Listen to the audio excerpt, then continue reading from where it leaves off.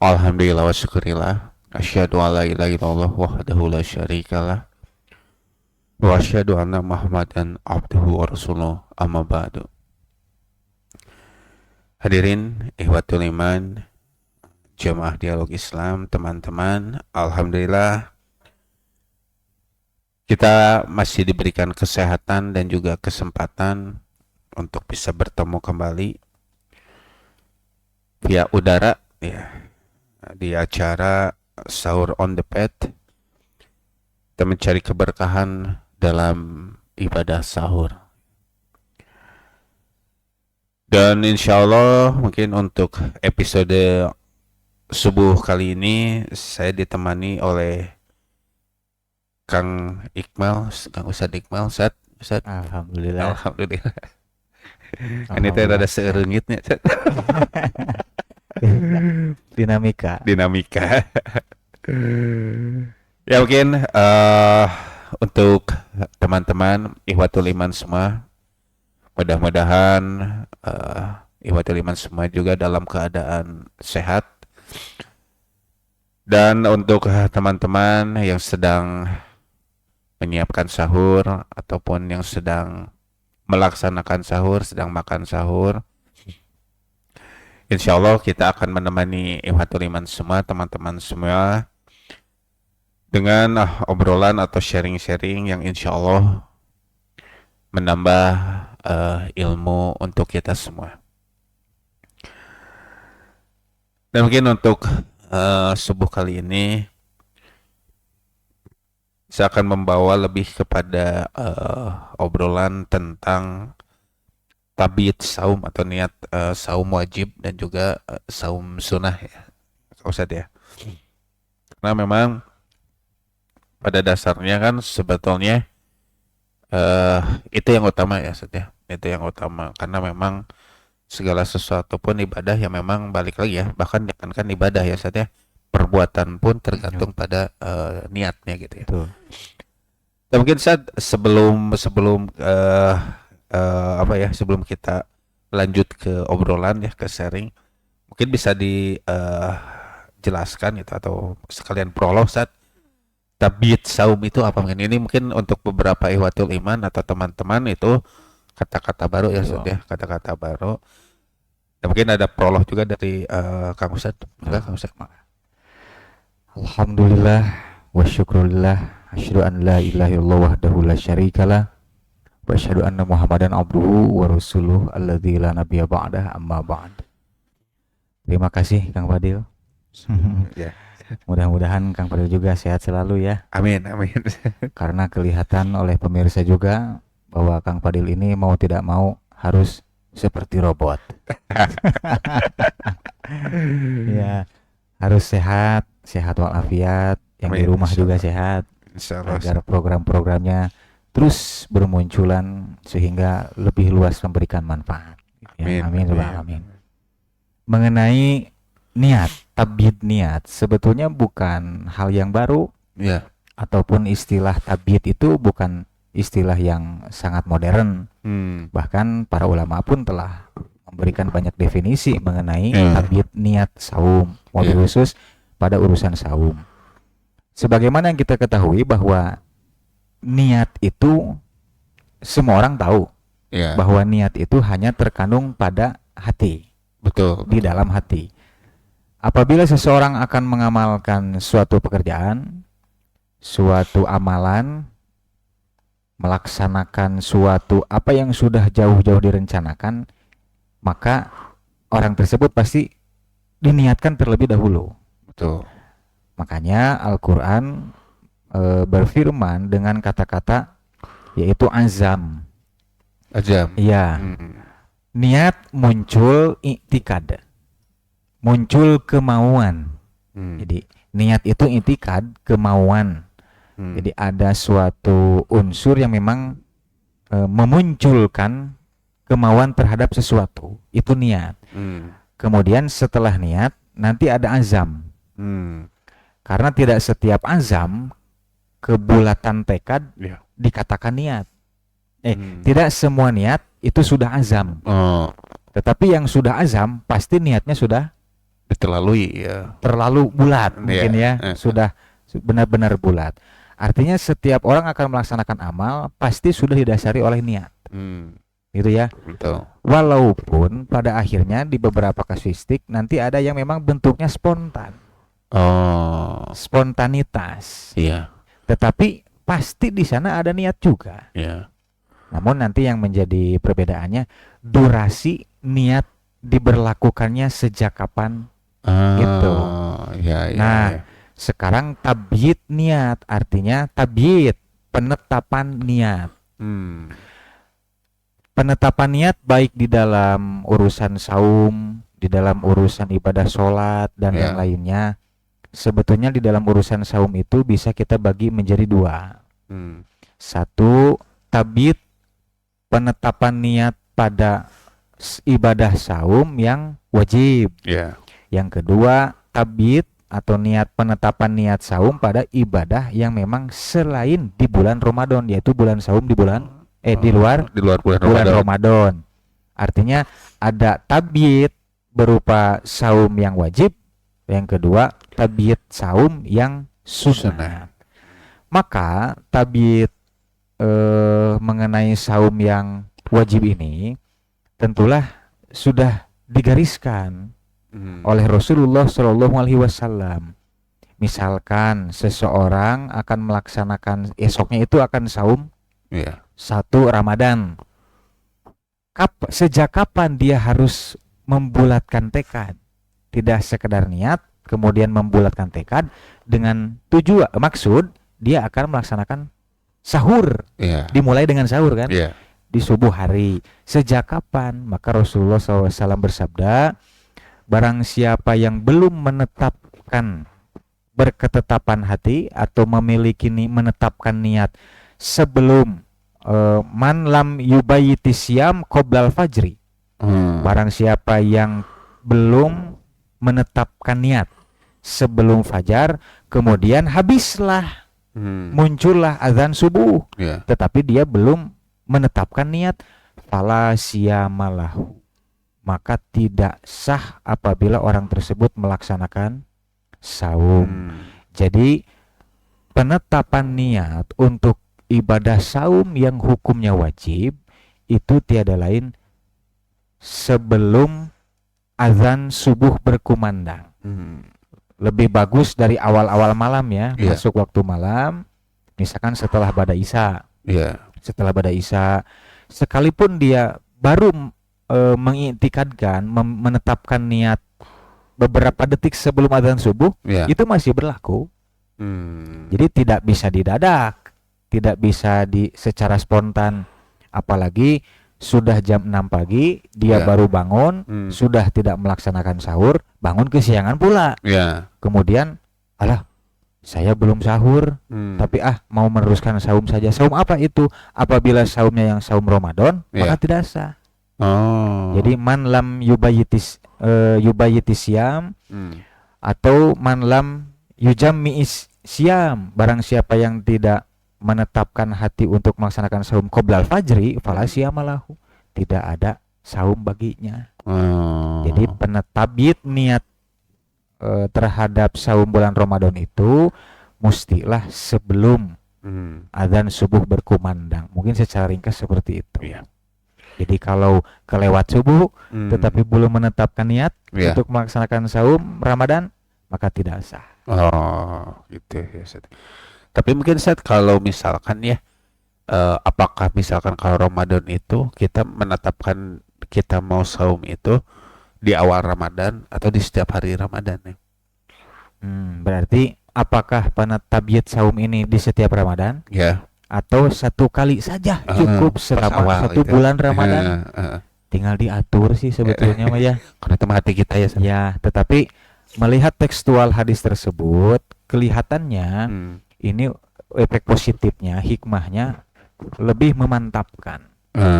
Jadi satu hari memang kita sebelumnya sudah berniat, masuk hari kedua, masuk malam kita menetapkan niat lagi, itu lebih baik. Tetapi kan ada orang yang memang sudah saya mau melaksanakan ibadah Ramadan semaksimal mungkin sampai tamat, itu kan sudah niat. Maka gitu. innamal a'malu Niat. binniat, karena segala amal itu binniat. Maksudnya apa? Dengan ilmu. Jadi suatu amal matang bisa dikerjakan itu binniat. Al Ustad Kiai Usman Solihudi Allah yarham, beliau pernah menerangkan yang disebut dengan innamal a'malu binniat itu adalah bil ilmi.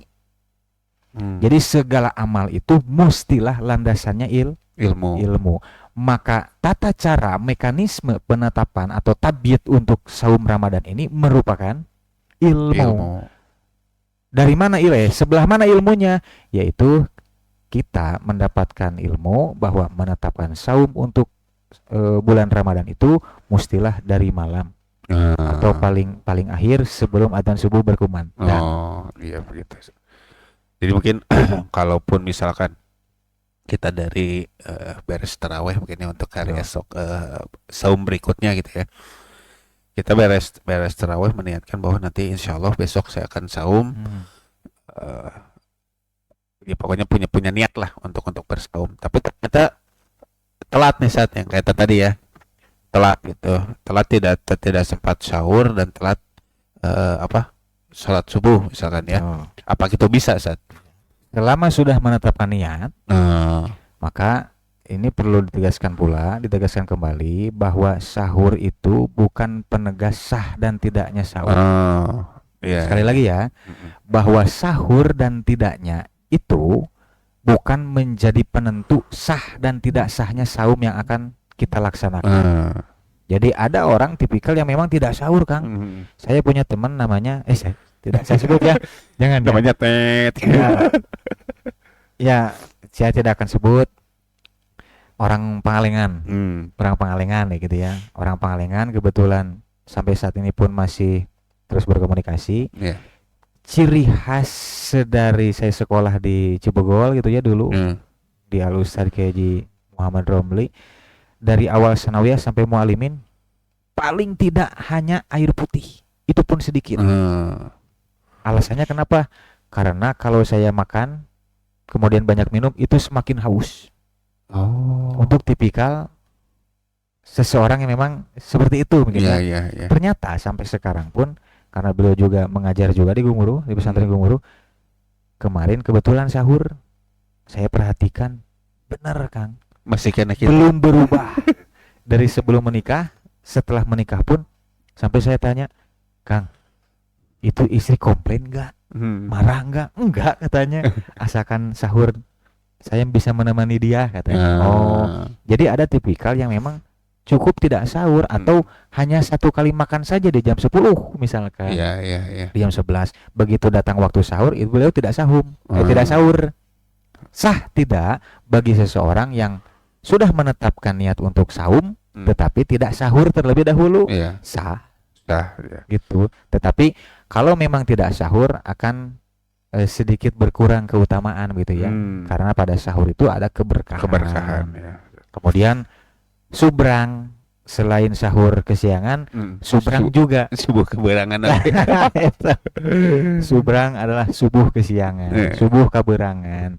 Ya, itu pun mengurangi nilai-nilai lah, potensi-potensi kita untuk mendapatkan pahala lebih pada bulan Ramadan. Gitu kan. Bisa berarti sah boleh ya, Ustaz ya. Jadi sebetulnya memang kalau yang kita belum berniat bahwa besok mau saum, ataupun misalkan kita berazam ya mungkin di hati kita bahwa besok mau saum, ternyata keberangan itu. Mungkin itu ya Ustaz ya, yang tidak bisa ya.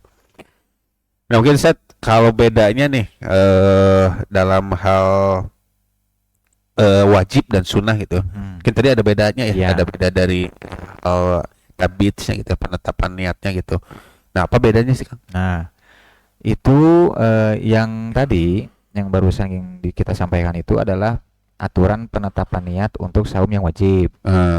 Adapun penetapan untuk saum sunat itu ternyata amaliyah Rasulullah SAW yang diterangkan melalui pertama Ibnu Umar dan yang kedua Aisyah Ummul Mukminin. gitu ya. Ya. Jadi tidak seketat seperti halnya aturan penetapan pada saum yang wajib. Ternyata penetapan niat pada ibadah saum yang sunat itu leluasa, Kang. Lebih santai, bisa diniatkan sedari awal, Ya. bisa diniatkan menjelang azan subuh, bahkan tidak diniatkan sekalipun. Oh. Tabiat niat untuk saum sunat mah. Ya. Kenapa?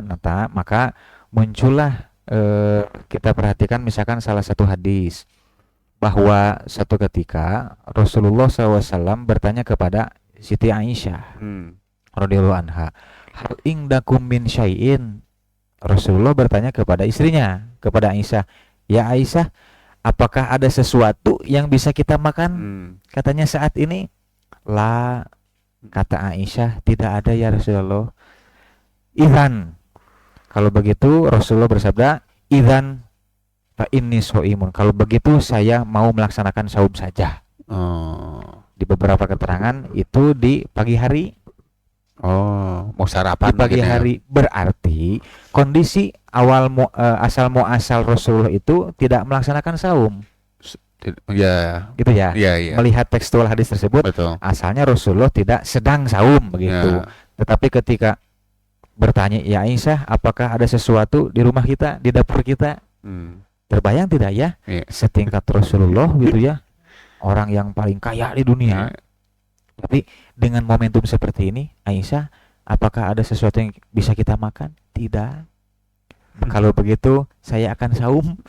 Saum ketika itu Rasulullah, berarti penetapan niatnya pada saat itu.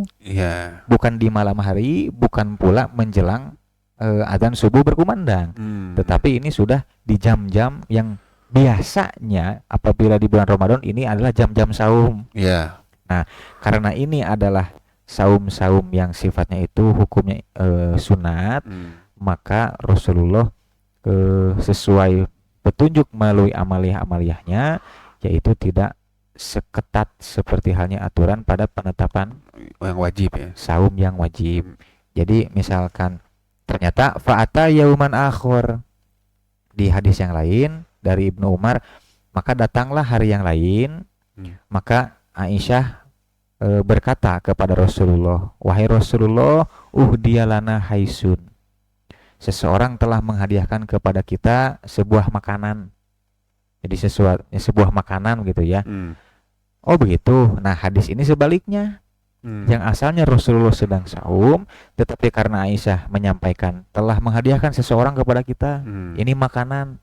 Katanya kalau bahasa kita mungkin, masa kita mau biarkan sampai nanti, mungkin bisa basi, bisa apa gitu ya, atau mungkin kadar keenakannya kurang. Maka ketika itu Rasulullah, kalau begitu bawa ke sini, bawa kemari makanan itu. Maka ketika itu Rasulullah pun berbuka. Jadi tabiat penetapan niat saum itu bebas. Mau ditabitkan sedari awal, mau tidak, ataupun dadakan, itu silahkan. Itu saja. Iya. Jadi sebetulnya itu akan jadi kalau tabiat di saum sunnah mah lebih fleksibel mungkin. Lebih fleksibel dan lebih ringan. Lebih ringan. Bahkan kalau disebut kita bersaumnya boleh kapanpun, misalkan kadang-kadang kan kalau misalkan kagok nih dari pagi teh belum makan nih, ngerjain sesuatu teh belum makan, kagok saumkeun bisa aja saat gitu. Bisa gitu ya. Dan mungkin kalaupun ternyata kita di pertengahan, kita mau saum nih, di pertengahan ternyata kita ada yang ngundang lah, orang ngopi ya gitu. Ada yang menyuguhi ya. Tiba-tiba ada deui ya pendak gitu ya, berarti otomatis ya udah kita batalkan, boleh ya Kang? Boleh. Jadi lebih fleksibel ya kalau saum sunnah gitu ya.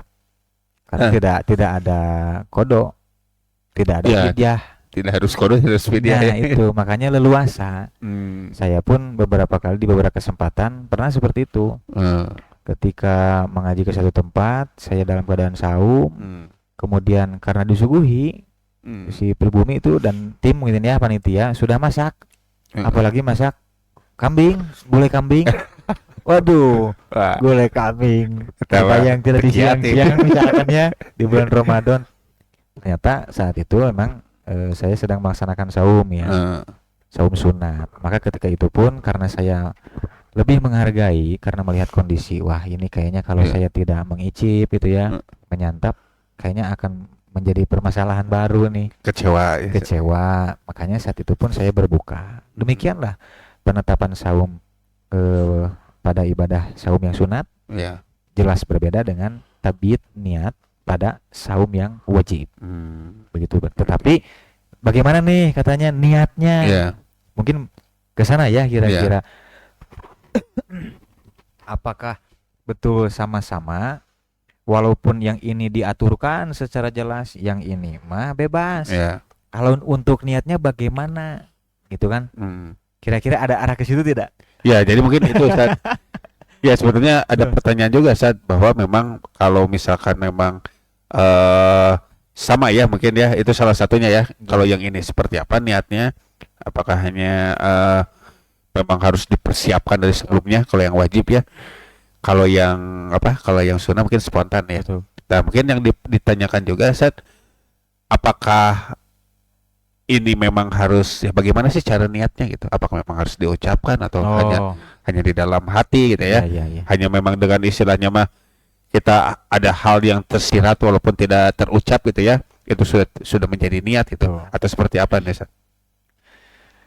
Ini sebetulnya pertanyaan yang ikhtilaf ya. Karena satu kelompok berpendapat talafud. Nah, ini disebutnya dengan istilah talafud bin niat. Kalau yang awal tadi adalah tabiat. Tabiat itu penetapan, pemantapan niat yang ada di dalam hati. Tetapi kalau sudah mengandung istilah berbicara mengenai talafud, artinya suatu cara untuk melafadkan. Bagaimana cara tabiat niatnya? Apakah mesti ditalafud biniatkan, ataukah memang sudah cukup dibulatkan saja di dalam isi hati? Nah, mengenai masalah ini, sebagaimana yang kita ketahui gitu ya, pemirsa dimuliakan Allah Subhanahu Wa Taala, mengenai tabiatnya talafud biniat ini jelaslah apabila kita mencoba untuk menyuguhkan satu kelompok ulama atau kelompok orang-orang yang berpendapat wajibnya seseorang mentalafudkan, baik itu ibadah yang saum, yang ibadahnya ataupun sholat. Katanya mesti ditalafud biniatkan. Kalau tidak ditalafud biniatkan, maka ibadah yang akan kita niatkan dan akan kita laksanakan itu tidak sah. Itu kelompok orang ya, pendapat pertama. Maka kelompok orang yang kedua ini berpendapat bahwa talafud biniat itu dicari dalilnya sampai manapun tidak akan ada. Kata kelompok orang yang kedua. Mengapa? Karena talafud biniat itu tidak ada katanya. Kenapa pendapat pertama seperti ini? Katanya ada dalilnya. Apa itu dalilnya? Ketika dalil-dalil ketika seseorang mau melaksanakan haji maupun umroh, seperti labbaik Allahumma dan seterusnya ya. Katanya itu ihlal ihram haji atau ihlal ihram umroh. Itu kan talafud biniat, beda itu makanya. Karena kalaupun ini kias, kata para ulama, kalaupun ini kias, maka kias ini termasuk kepada kias yang fasad. Kias yang memang rusak atau dipaksakan, seolah-olah ketika kita sudah menetapkan niat dan harus mentalafudkan. Bahkan Imam Ibnu Qayyim pun membuat definisi dalam kitabnya Ighosatul Lahfan bahwa an-niyatu itu al-qasdu wal azamu wa mahalluha, niat itu maksud, wal azamu ataupun kebulatan hati, tekad yang begitu mantap, wa mahalluha fil qalbi, tempatnya niat itu berkecamuknya di mana? Di dalam hati. La tu'alliku bil lisani aslan, tidak ada kaitannya sangkut paut sedikit pun mengenai lisan. Jadi para ulama dulu pun bahwa yang disebut dengan niat itu adalah di dalam hati. Kapan talafud bin niat muncul tidak tahu, saya juga belum tahu. Dan ulama mana yang mencoba untuk menetapkan itu sebagai syarat sah untuk melaksanakan suatu ibadah. Jadi kelompok pertama dan kelompok kedua kira-kira mana yang lebih cocok, mana yang lebih sorih, mana yang lebih menenangkan. Saya kira kelompok ulama kedua yaitu yang berpendapat bahwa talafud biniyat itu tidak ada dalilnya. Ya. Lalu apakah ada solusi? Tidak. Karena mau bagaimanapun kelompok pertama ini mesti diobati. Ya, betul. Kita tidak hanya memberikan statement tidak ada dalilnya. Ya, tidak hanya menutup jalan. Nah, tutup jalannya, bingung pulang kemana, gitu kan? Maka kita pun mestilah alangkah bijaksananya memberikan sebuah solusi. Kalaupun benar demikian, tidak ada sangkut paut dengan istilah syariat talafud biniyat, maka ini mesti muncul solusi. Solusinya bagaimana? Nah, engkau tidak perlu melaksanakan talafud biniyat dan engkau tidak boleh berkeyakinan bahwa talafud biniyat ini bagian dari syariat yang telah ditetapkan oleh Rasulullah Shallallahu Alaihi Wasallam. Tetapi para ulama, guru-guru pun pernah memberikan keterangan talafud biniyat itu ada hikmahnya loh. Kan seperti itu. Hikmahnya apa? Kita semakin mantap, semakin bulat, semakin konsen. Iya memang. Tetapi jangan seolah-olah talafud biniyat ini menjadi satu bagian rangkaian yang sudah disyariatkan. Jadi mau bagaimanapun sebagai solusinya bagi orang yang senantiasa ataupun tetap keras hatinya untuk talafud biniyat, mari kita buka hati. Begitu. Solusinya seperti itu kurang lebih, bahwa jangan berkeyakinan bahwa talafud biniyat itu bagian dari syariat. Artinya talafud biniyat itu bagian muamalah. Bisa dipaham ya? Ya. Bagian keduniaan. Kalau misalkan seseorang, ada kan orang yang memang sebelum sholat mesti garuk-garuk dulu. Ya. Ada tidak? Ada. Kemudian orang yang mau melaksanakan sholat, ada yang memang mesti kedua kakinya itu pas. Kalau tidak pas, belum takbir itu, belum mulai. Ada kan? Ada. Nah mungkin paling banter seperti itu. Kedudukannya itu adalah muamalah. Urusan dunia, jangan dikaitkan keyakinan bahwa talafud biniyat ini bagian dari syariat. Apalagi berkeyakinan ini merupakan satu paket sebagai syarat syah. Jadi mana yang kita harus pegang pendapatnya, yaitu pendapat kedua, bahwa sesuai dengan definisi-definisi niat, tabiat niat menurut para ulama, diantaranya Imam Ibnu Qayyim, Imam Ibnu Qudamah, bahwa niat itu adalah maksud. Kemudian kebulatan tekad dan tempatnya itu hanya ada pada hati. Adapun kalau kita nawaitu sauma godin dan seterusnya, ataupun kita ingin melaksanakan sholat, nawaitu sholat zuhro misalkan bi arba'a rakaatin dan seterusnya, ya paling banter itu adalah urusan muamalah. Jangan diyakini sebagai syariat, apalagi dengan keyakinan tidak sah apabila kita tidak talafud biniyat. Gitu ya. Jadi memang sebetulnya kan itu ya saatnya tadi ya, bahwa niat itu tempatnya di hati. Karena memang ada sesuatu yang mungkin sudah kita maksudkan, sudah kita tujukan, dan itu sudah memang menjadi niat kita walaupun kita tidak ucapkan, mungkin begitu ya Ustaz. Nah, mungkin tadi Ustaz perbedaan antara wajib dan sunnah nih gitu ya. Apakah memang apa sih memang sebetulnya hal perbedaan dari niat itu yang diucapkannya, nah itu seperti apa nih Ustaz? Apakah memang sebetulnya kan kalau misalkan kita lihat, kalau yang wajib kan udah harus dari sebelum-sebelumnya nih, dari beberapa saat sebelum lah ya, beberapa saat sebelum yang memang dia harus ucapkan, kalau mungkin niatkan ya di dalam hati bahwa dia mau melaksanakan ibadah saum mungkin besok. Nah kalau misalkan yang sunnah apakah cukup ya udahlah sekarang mau saum prakwe saum gitu ya? Apakah itu atau gimana?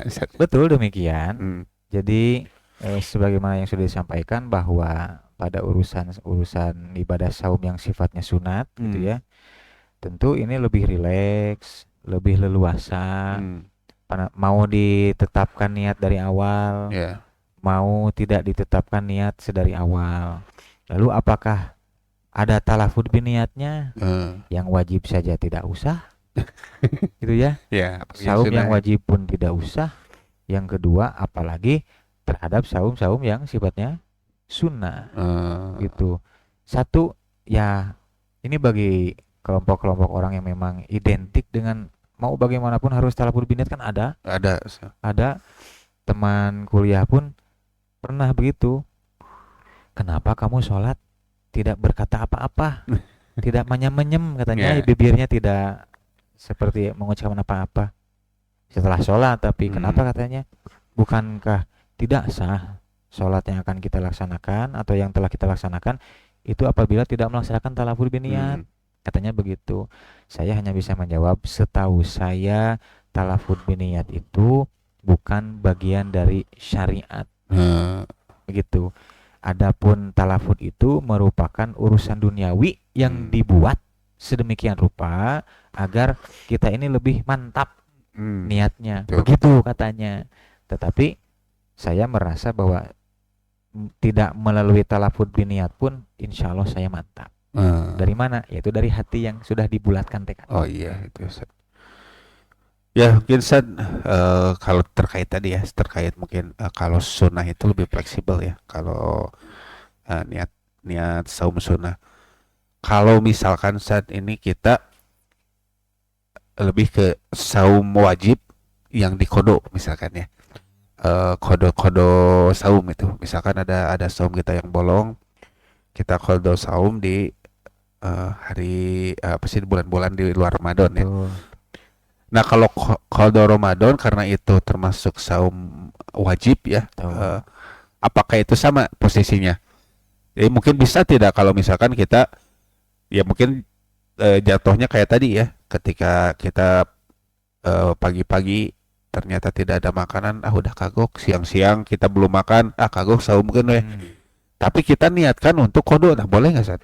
Ya tidak boleh atuh. Tidak boleh ya? Karena kalau untuk urusan kodo, bagi orang yang mengganti saum pada bulan Ramadan itu misalkan tidak terpenuhi, maka mesti dikodok lah, diganti, karena itu adalah hutang. Lalu bagaimana penetapan niatnya? Ya sama, walaupun kodo ini dilaksanakan di luar bulan Ramadan, tetapi kan saumnya ini saum Ramadan.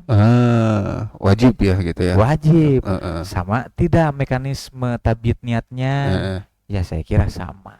Sesuai dalil-dalil melalui amaliyah ya, amaliyah Rasulullah SAW. Sekali lagi, sekalipun melaksanakan saum di luar bulan Ramadan, tetapi judul niat kita melaksanakan saum itu untuk kodo. Kodo yang mana sih kira-kira saum? Betul. Maka kodo yang memang pada di bulan Ramadan kita tidak sanggup untuk melaksanakannya. Berapa hari terserah, tergantung. Misalkan 1 hari, 30 hari, tamat ya 30 hari mah.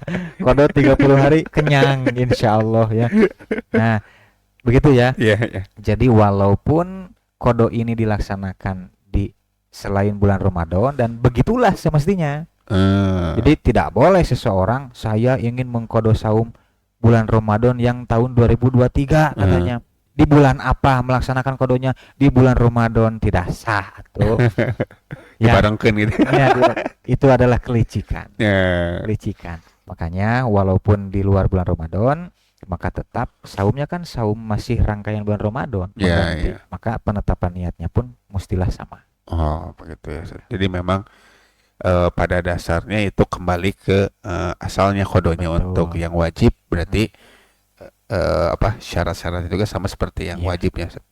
Nah tapi kalau misalkan kodo sama juga saat kayak misalkan kalau ternyata kita mendadak kalau ada apa gitu, tidak boleh dibatalkan juga ya Sat ya?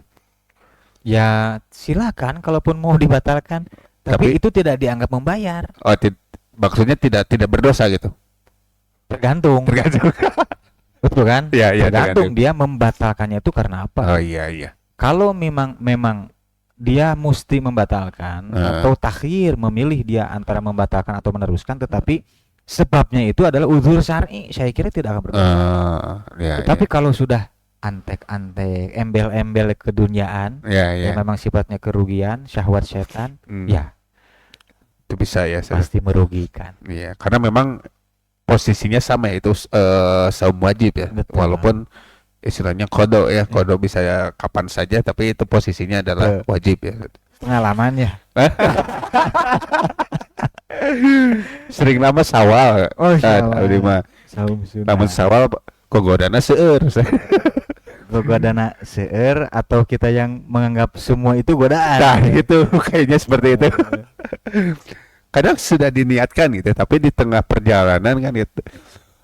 Zaman-zaman no sih kalau apa? Kalau bahasanya itu kan halal bihalal. Ya.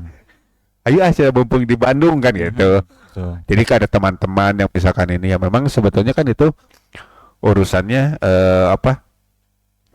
Urusannya sebetulnya lebih ke duniawi sih sebetulnya. Betul. Tidak ada uzur apa. Tapi kan di sisi lain karena ini saum sunnah gitu ya jadinya teh oh iya ada kapan lagi kita ketemu Ya nah memang gitu. demikian Kak, ciri khas saum sunat itu seperti itu. Seperti orang yang memang tidak melaksanakan sholat sunat ba'da sholat wajib. Kalau orang tidak melaksanakan sholat sunat, jangan dimarahi. Oh iya. Karena ciri khas sunnah itu seperti itu, sunat. Ibadah-ibadah yang sunat, Iya, ya iya. demikian, karena ringan. Ringan ya. Ringan. Jadi kalau ada seseorang dalam bahasa Sunda, sholat sunat ditinggalkan. Kenapa katanya kamu meninggalkan sholat sunat? Kan ada kebaikan. Ya terserah pelakunya tuh. Kan namanya juga sunat. Iya, iya. Maka ciri khas sunat itu tidak boleh diancam. Tidak ada ancaman itu ya. Kalau ada ancaman, berarti wajib namanya. Iya, betul, betul. Maka kalau seseorang melaksanakan ibadah saum yang sunat, maka terserah pelakunya mau memilih meneruskan saumnya Iya. ataupun membatalkannya. Iya. Itulah ciri khas sunat. Gitu ya. Iya. Sunat itu yang sunat mah jangan ada kecaman dan kritikan. Iya. Makanya kan kalau apa? Kalau nasihatnya pun kan kalau dari Tuti Kolot kan gitu. Sok cenah mulai tambihan anu sunah nah kan ini ibadah teh. Berarti kan itu tambahan ya untuk kita gitu. Afdoliyah namanya. Ya, afdoliyah gitu ya. Jadi memang apa? Memang lebih fleksibel ya saja kalau yang sunnah. Nah, Ustaz, kalau untuk orang-orang yang memang belum tahu nih keutamaan niat dan memang sebetulnya dia tidak tahu bahwa memang saum itu harus diawali dengan niat ini ya, niat tabiyat, penetapan niat ini. Tapi pada dasarnya dia melakukan itu. Pada dasarnya dia melakukan niat itu. Betul. Karena dia tahu bahwa mau besok mau saum, dia pasti kan pada dasarnya itu dia berniat itu. Iya. Tapi dia tidak tahu bahwa rukunnya itu harus diawali dengan itu, Ustaz. Diawali dengan apa? Dengan niat itu gitu. Ya. Maksudnya apakah boleh itu kayak gitu? Kalau misalkan ternyata oh enggak, dia harus paham dulu. Maka itu tuh Kang yang tadi harus dengan ilmu. Ada gitu. Karena ilmu itu senantiasa tidak harus, sekali lagi, senantiasa tidak harus ilmunya dulu. Karena untuk berbagai tipikal orang-orang itu kan beda-beda. Ya. Maka bagi orang yang tipikal demikian, toh ternyata belum mumpun untuk mengilmukan dulu. Toh kalaupun untuk tipikal demikian gitu ya, orang yang kondisinya seperti itu, kalau harus mengerti terlebih dahulu kapan mau melaksanakan ibadah saumnya. Betul, sedangkan saumnya pun subuh dini hari. Toh kita belum paham apakah harus demikian. Islam tidak seperti itu, saya kira. Maka sedapati apa yang kamu bisa dapatkan, gitu ya. Sejauh mana kamu bisa mendapatkan, maka dapatilah. Jadi kalau memang baru mengertinya sampai B, sampai C, ya itu memang karena usahanya. Adapun amalnya tetap harus dilaksanakan. Kalau harus memang mengerti dulu, kapan kan mau melaksanakan saumnya? Betulnya prakteknya. Begitu itu artinya kondisi orang itu berbeda-beda. Maka tidak mesti diberlakukan secara sama rata. Harus ilmu dulu, walaupun sesuai dalil apa yang disabdakan oleh Rasulullah SAW, innamal a'malu binniyat, segala amal itu pasti harus landasannya niat. Dan niat yang dilaksanakannya ketika nanti dipraktekkan bin niyati, bil ilmi, yaitu dengan ilmu-ilmu yang belum dimiliki harus dicari, yang sudah dimiliki tantangannya harus diamalkan. Praktekan itu yang diamalkan. Sudah dimiliki ilmunya tetapi belum diamalkan, tetapi kan harus terus ditambah ilmunya. Betul. Walaupun belum 100% bisa diamalkan ilmu yang kita sudah miliki. Gitu. Siap. Ringan-ringan saja. Dibuat ringan saja. Yang Ustaz, sebelum dilanjut Ustaz, biasa ada yang mau lewat dulu ini. Ada Ihwatul Iman kita, teman-teman kita yang memiliki bisnis. Ya ada dari Kantin Rai ya, untuk Ihwatul Iman yang mau berbuka ataupun sahur di bulan Ramadan ini dengan menu ala Sunda, bisa langsung saja ke Kantin Rai, yaitu tempatnya ada di Sawah Kurung 4 nomor 8 dan juga ada di Jalan Muhammad Ramdan nomor 16. Jadi buat teman-teman yang memang mau berbuka di luar atau sahur di luar, atau teman-teman yang memang tidak keburu masak untuk berbuka atau masak untuk sahur, bisa langsung saja ke Kantin Rai yang ada di daerah Muhammad Ramdan nomor 16 gitu. Dan kalaupun misalkan mau lewat online, bisa cari saja di aplikasi-aplikasi online ya. Asal punya kuota. Nggak ada kuota nggak bisa. Nebeng wifi. Ya, kemudian ada juga ini ada Awana Resort Kang untuk Ihwatul Iman, teman-teman yang mau berlibur. Ini ada resort dengan tema camping ya, ada camping ground, ada juga camping regular, ada camper van, ada camping deck yang tempatnya ada di daerah Ciwidey. Dan buat teman-teman yang mau mencoba untuk healing, untuk jalan-jalan, bisa lihat aja di IG-nya, yaitu di @awana_resort gitu. Ini buat teman-teman yang mau healing, jalan-jalan, mangga langsung saja cek IG-nya di @awana_resort. Dan kemudian juga ada dari Toko Laksana Ciparai, mungkin suka sering daerah Jelekong, Nah, itu di daerah Jelekong ke sana Ciparai. Iya. Pernah saya juga lihat, Pernah lihat ya, pamflet itu.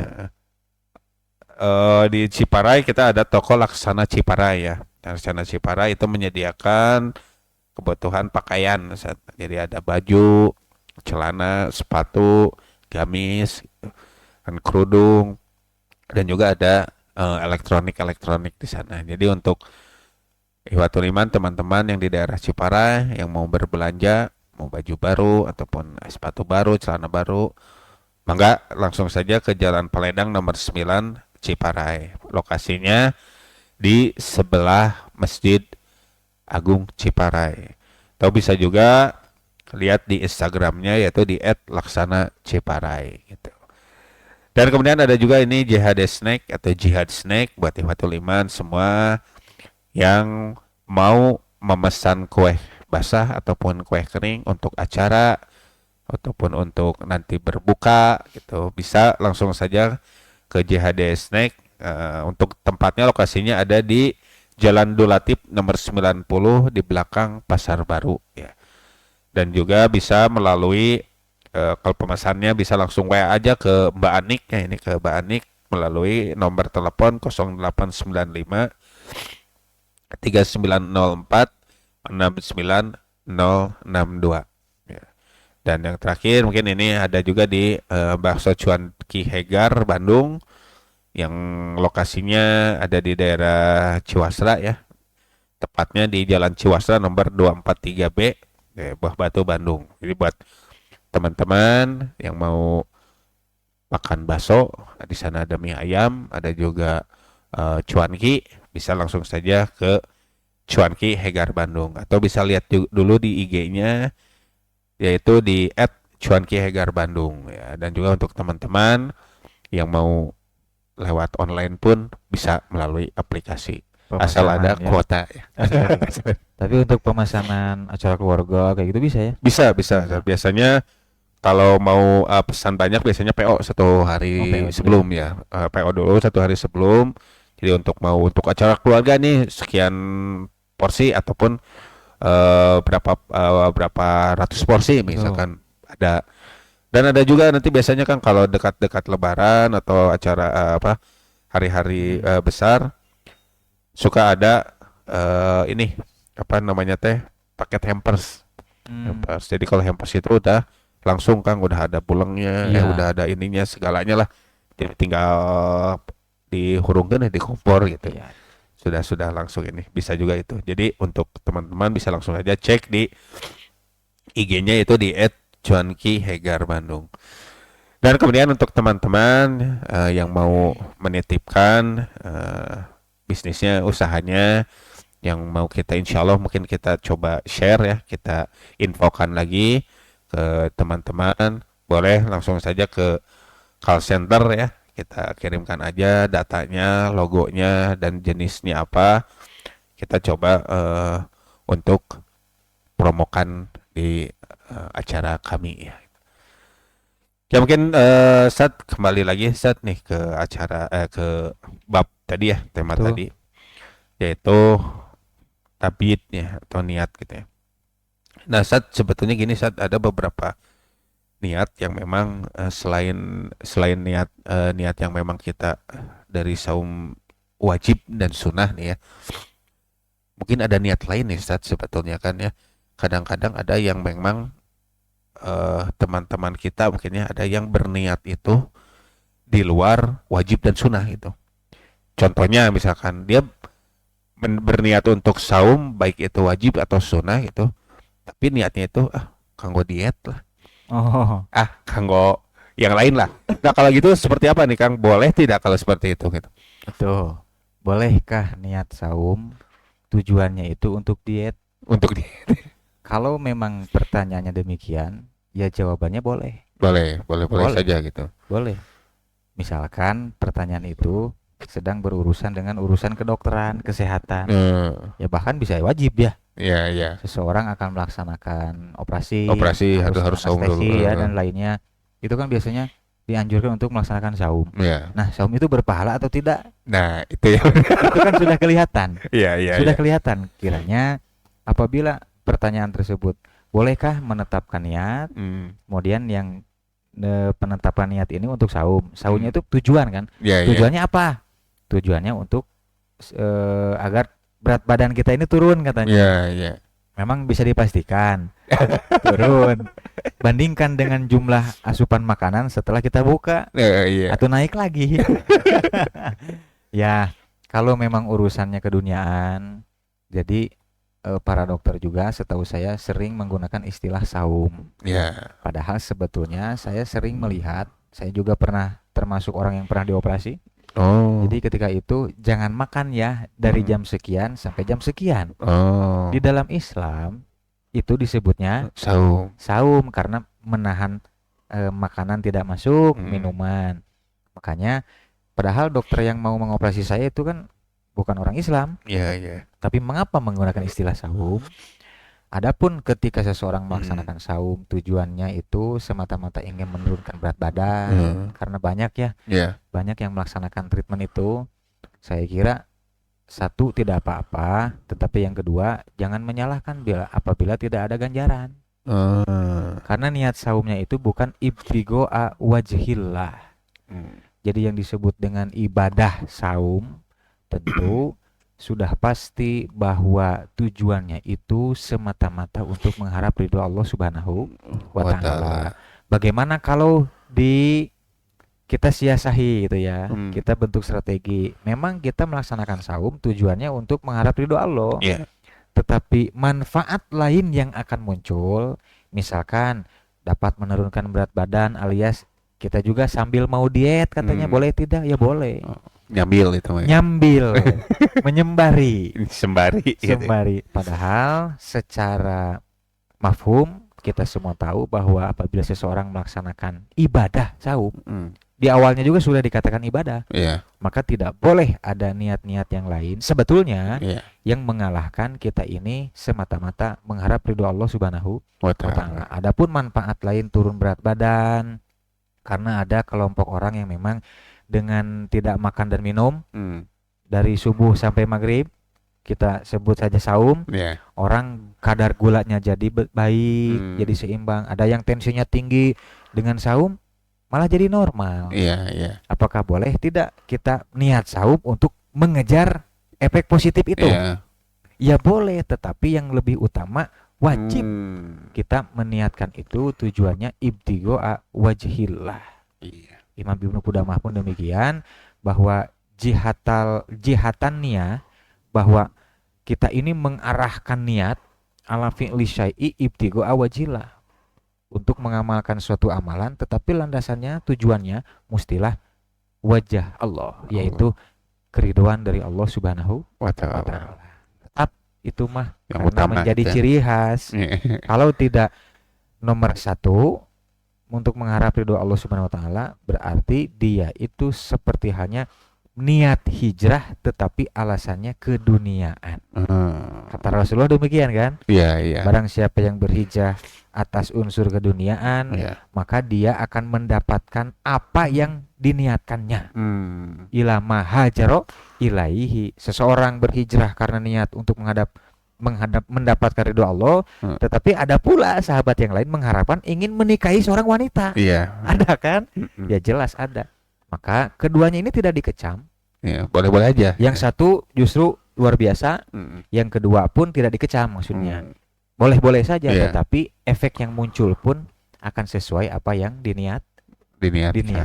Iya. Itu barangkali. Nah, Ustaz, mungkin kalau misalkan memang dalam niat saum ini kan ada wajib dan juga sunnah ya. Kalau di ibadah lainnya sama nggak, Ustaz? Kayak misalkan sebetulnya kalau misalkan, karena gini Kang, ada temannya Kang ya, teman saya tuh mau umroh nih, gak berniat umroh gitu, tapi ternyata ketika dia mau perjalanan, kalau nggak salah itu dia mau ke Jerman ya, dia itu pakai pesawat Jeddah, ke Jeddah dulu, di Jeddah ada transit. Transit ya udah daripada transit kita terus bisa on arrival ya, bisa di ini, dan juga langsung umroh gitu. Emang awalnya tidak ada niat gitu. Nah, kalaupun misalkan kita ngambil dari hal ini gitu, apakah ibadah lain juga sama gitu? Maka jawabannya secara ringkas belum tentu. Belum tentu ya. Belum tentu, karena seperti gini aja. Kalau kita menetapkan niat pada urusan sholat dan pada saum itu berbeda loh pada waktunya. Oh, iya. Betul ya? Betul. Barangkali kalau sholat kan itu sebelum kita melaksanakan takbir, itu kan niat, talabut biniat. Betul. Tapi berbeda dengan ibadah saum, itu dari malam, dari beberapa waktu sebelum ya gitu. Apakah penetapan niat, pengukuhan gitu ya, pemantapan niat itu sama dengan ibadah-ibadah pada ibadah yang lainnya? Saya kira belum tentu. Karena untuk misalkan seperti kasuistik yang disebutkan oleh Kang Fadil barusan, itu kan misalkan di dalam urusan haji. Dalam urusan haji kan tentu orang sudah jauh-jauh hari sudah niat betul-betul mau melaksanakan umroh atau haji. Mana buktinya? Itu kan daftar ke travel. Betul. Daftar ke travel itu adalah tipikal kasuistik yang memang sudah jauh-jauh hari diniatkan. Jadi sebetulnya tidak ada kaitan dengan kejadian mau ke Jeddah, mau kemana dulu. Artinya kasuistik Kang Fadil itu sedang menunjukkan bahwa seseorang sudah menetapkan hati dari jauh-jauh hari. Buktinya apa? Karena ada indikator kan. Indikatornya datang ke travel, dia membayar DP, membuat paspor dan seterusnya. Jadi belum tentu sama. Belum tentu ya. Betul. Ya, siap Ustaz. Ya mungkin Ustaz, karena memang waktu juga Ustaz, sebentar lagi kita akan menuju sholat subuh ya, adzan subuh. Mungkin untuk yang masih bersahur masih ada waktu ya Ustaz ya. Ini kopi masih ada nih. Kopi masih ada, kayak di Senang kopi ke daya rencangna kan. Betul. Biasa kan. Menjadi payun. temannya kopi itu punya teman. Iya. Si teman itu punya teman lagi. Nah, itu yang repot. Seueur aja. Jadi banyak, jadi sahur lagi. Iya. Nah mungkin Sat, mungkin terakhir Sat untuk teman-teman, untuk teman yang memang siap untuk bersaum hari ini nih Sat, mangga ada wejangan mungkin Sat. Oh, closing statement ya. Closing statement. Kalau jangan, saya kira saya belum pantas. Belum pantas. Kalau sharing ya, Sharing. sebagai closing statement ya. Ikhwatul iman dimanapun berada, para pecinta pendengar dialog Islam Garuda dimanapun berada, yang senantiasa mudah-mudahan dalam keadaan sehat walafiat ya. Sebagai closing statement, bahwa saya pernah mendengar sebuah nasihat, baik itu dari guru saya, karena satu tipikal, kalau dipikir-pikir sama gitu ya, dari ibu saya, dari ayah saya, dari guru saya. Apa isi nasihatnya? Bahwa isi nasihat itu berupa hidup ini tidak akan lepas dari dua hal. Mau wanita, mau laki-laki, mau bapak-bapak, mau ibu-ibu, mau kakek-kakek, mau nenek-nenek, apapun, pokoknya selama dia itu manusia tidak akan lepas dari yang namanya dua hal. Satu, menambah kebaikan. Dua, mengurangi kemaksiatan. Jadi dua hal itu ya Sat. Satu, menambah kebaikan. Kedua, mengurangi kemaksiatan. Maka dengan dua jalur ini, dua cara ini, itu sedang menunjukkan kita ini sedang ingin lebih baik, lebih bertambah soleh. Itu Akang mau hidup dimanapun, tidak akan lepas dari dua hal. Gitu secara mudahnya ya. Satu, menambah kebaikan, amal soleh. Kedua, mengurangi keburukan. Gitu. Ya mungkin hatur nuhun Kang Ustad, jazakumullah khairan udah sharing ilmunya. Dan untuk teman-teman pun hatur nuhun yang sudah mancok mungkin dari tadi ya. Dan mungkin ada sedikit Ustad, memang sebetulnya bahwa niat itu menjadi hal penting ya, mungkin untuk suatu hal ibadah, bahkan suatu hal pelaksanaan sesuatu gitu ya Ustad. Jadi kelakuan kita pun semua tergantung pada niatnya gitu ya. Jadi niat itu bisa merubah saum ini hanya haus dan lapar, tapi dengan niat bisa merubah ini menjadi pahala ya maksudnya. Gitu ya. Dan jadi untuk Ikhwatul Iman dimanapun berada, mudah-mudahan apa yang kita sharing, apa yang kita obrolkan ini menjadi ilmu yang bermanfaat untuk kita semua. Dan sekali lagi terima kasih Kang Ustad Iqmal, hatur nuhun, jazakumullah khairan. Insyaallah mungkin kita ketemu lagi Ustaz ya di episode berikutnya. Cuma perlu ditekankan, apa yang keluar dari mulut saya itu bukan wejangan. Sharing ya, sharing. Kita masih belajar gitu ya. Kita sama-sama belajar ya Ustaz ya. Mungkin dari Ikhwatul Iman pun ada yang masukan, itu kita sangat menerima dengan terbuka gitu, insyaallah gitu. Dan terima kasih juga untuk teman-teman yang bertugas juga, tim yang bertugas di sini, ada Kang Najmi, ada Kang Dapin, ada juga Kang John, dan ada juga Kang Arya. Hatur nuhun. Mungkin sekian dari kami. Rabbana atina fid dunya hasanah wa fil akhirati hasanah wa qina adzabannar. Aqulu qouli hadza wa astaghfirullah li wa lakum. Wassalamualaikum warahmatullahi wabarakatuh.